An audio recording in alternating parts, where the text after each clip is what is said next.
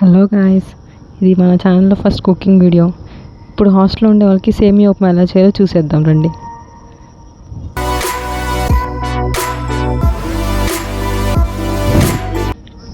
First onions అన్నీ ఇలా సన్నగా కట్ చేసుకోండి.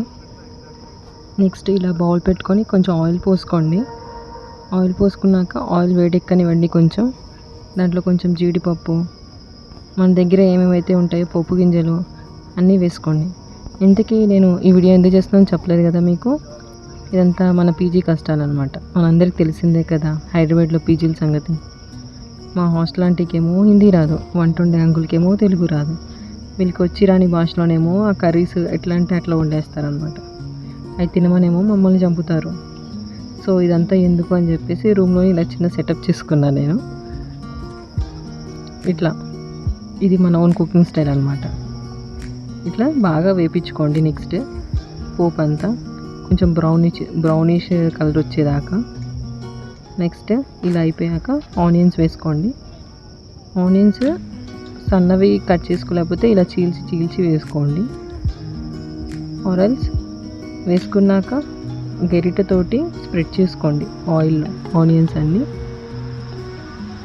మంచిగా స్ప్రెడ్ అయిపోతుంది, ఆయిల్ అంతా పీల్చుకుంటుంది. నేను చేస్తున్నాను కదా అలా ఇలా చేసుకోండి. నెక్స్ట్ కొంచెం సాల్ట్ వేసుకోండి. సాల్ట్ వేసుకుంటే ఇంకా ఫాస్ట్గా ఆనియన్స్ అనేది ఫ్రై అయిపోతాయి. ఇలా మధ్యలో చెక్ చేసి ఇలా అయిపోయాక కొంచెం ఎసరు పోసుకోండి. ఎసరు అనేది మీ కన్సిస్టెన్సీ లెవెల్ని బట్టి పోసుకోండి. కొంచెం వాటరీగా తినేవాళ్ళు కొంచెం ఎసరు ఎక్కువ పోసుకోండి, గట్టిగా తినేవాళ్ళు తక్కువ పోసుకోండి. నేనైతే వాటరీగానే తింటాను కాబట్టి కొంచెం ఎసరు ఎక్కువే పోసుకున్నాను. ఎసరు బాగా వేడెక్కాక సేమియా కొంచెం ఇలా వేసుకోండి. సేమియా వేసుకున్నాక బాగా కలపండి సేమియాని, ఉండలు లేకుండా.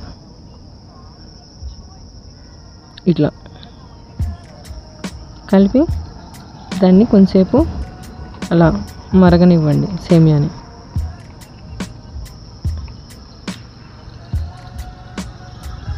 కొంచెం మూత పెట్టేసుకొని చూడండి. మధ్యలో ఇలా చెక్ చేసుకోండి. మధ్యలో మీరు కొంచెం సాల్ట్ మీ టేస్ట్ ప్రకారం ఉందా లేదా అనేది చెక్ చేసుకోండి.